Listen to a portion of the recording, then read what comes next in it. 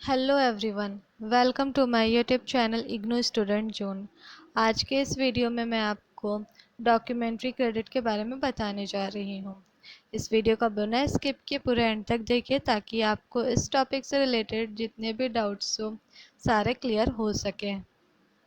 अगर आप इस चैनल पर पहली बार आ रहे हैं तो प्लीज़ इसे सब्सक्राइब ज़रूर कीजिए ताकि आपको आगे और भी ऐसे वीडियोस देखने को मिल सके।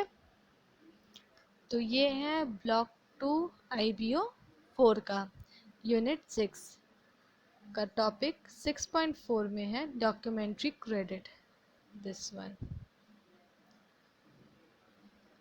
तो चलिए स्टार्ट करते हैं। तो सबसे पहले आते हैं डॉक्यूमेंट्री क्रेडिट पे। What is documentary credit? Documentary credit के और भी नाम हैं, जैसे कि उसको लेटर ऑफ क्रेडिट भी बोल सकते हैं, बैंकर्स कमर्शियल क्रेडिट भी बोलते हैं, या तो फिर लेटर ऑफ अंडरस्टैंडिंग भी बोल सकते हैं। तो डॉक्यूमेंट्री क्रेडिट के तीन नाम होते हैं। तो क्वेश्चन में कुछ भी दे सकता है कि what is letter of credit, और what is bankers commercial credit, और what is letter of understanding, और व्हाट इज़ डॉक्यूमेंट्री क्रेडिट। तो आप लोगों को कंफ्यूज नहीं होना है, इन चारों में से कुछ भी आएगा, इसका आंसर एक ही होगा। तो सबसे इम्पोर्टेंट कि ये होता क्या है, ये जो भी इतने सारे नाम हैं वो एक बात है, पर ये होता क्या एग्जैक्टली। तो ये एक पेमेंट मैकेनिज़्म है जो कि इंटरनेशनल ट्रेड में यूज़ किया जाता है ताकि वो इकोनॉमिक गारंटी प्रोवाइड कर सके एक क्रेडिट वर्दी बैंक से। किसको? जो कि गुड्स का एक्सपोर्टर है, जो गुड्स को एक्सपोर्ट कर रहा है उसको।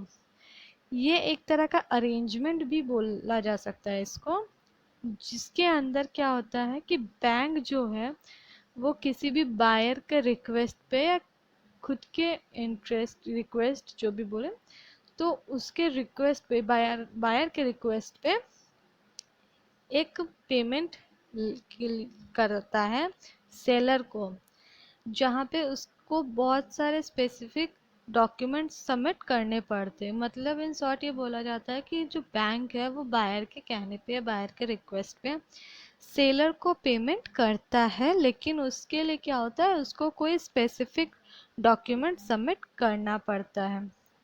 इन शॉर्ट इसको बोला जाता है कि documentary credit are akin to bank guarantee. Okay, तो और जानते हैं इसके बारे में कि और ये होता क्या है, कैसे इसका यूज़ होता है इसका डॉक्यूमेंट्री क्रेडिट का। तो डॉक्यूमेंट्री क्रेडिट तभी यूज़ होता है जब जो ट्रांजैक्शंस का अमाउंट है वो बहुत ज़्यादा होता है, या तो फिर पार्टी को कोई डाउट हो मोरालिटी पे या सॉल्वेंसी पे दूसरे पार्टी का, कि वो मान लो पेमेंट नहीं कर पाएगा, या मान लो बैंक से पेमेंट कर देते हैं गुड्स नहीं पहुंचा पाएगा। तो बहुत सारे डाउट्स भी होते हैं अदर पार्टी को लेकर के, तो इस केस में ये यूज़ होता है। ये एक तरह से बोला जाए तो ये सिक्योरिटी है एक्सपोर्टर इंपोर्टर दोनों के लिए। तो जो एक्सपोर्टर है यानी कि सेलर है, वो एक एडवांस में एश्योरेंस उसको मिल जाता है पेमेंट के तौर पे। मीन्स एश्योरेंस ऑफ पेमेंट उसको एडवांस में मिल जाता है। मतलब कोई डॉक्यूमेंट में लिखा हुआ लिस्ट किया हुआ सारा जो एग्रीमेंट होता है वो उसको मिल जाता है कि सारा मतलब पेमेंट उसको टाइम पे मिल जाएगा, या जो भी उसका फॉर्मेलिटीज़ होता है डॉक्यूमेंट्स सारा प्रेजेंट किया जाता है।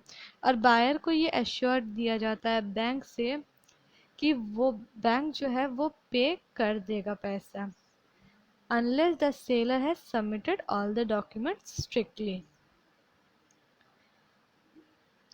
मतलब कि सेलर अगर सारा डॉक्यूमेंट स्ट्रिक्टली जमा करता है तो वो एश्योरेंस देने के लिए तैयार है। तो क्रेडिट वर्दीनेस जो होता है इंपोर्टर का, वो सब्सटीट्यूट है by the guarantee of the bank. मतलब उसका जो बैंक में जो अकाउंट्स बैंक में बना है उस बैंक के लिए। ओके, तो इन शॉर्ट ये बोला जा सकता है कि डॉक्यूमेंट्री क्रेडिट क्या होता है, वो एक पेमेंट मैकेनिज़्म है जो कि इंटरनेशनल ट्रेड में यूज़ किया जाता है। ये इंपोर्टर एक्सपोर्टर दोनों के तरफ से एक एश्योरेंस है, एक सेफ्टी सिक्योरिटी प्रोवाइड करता है दोनों को।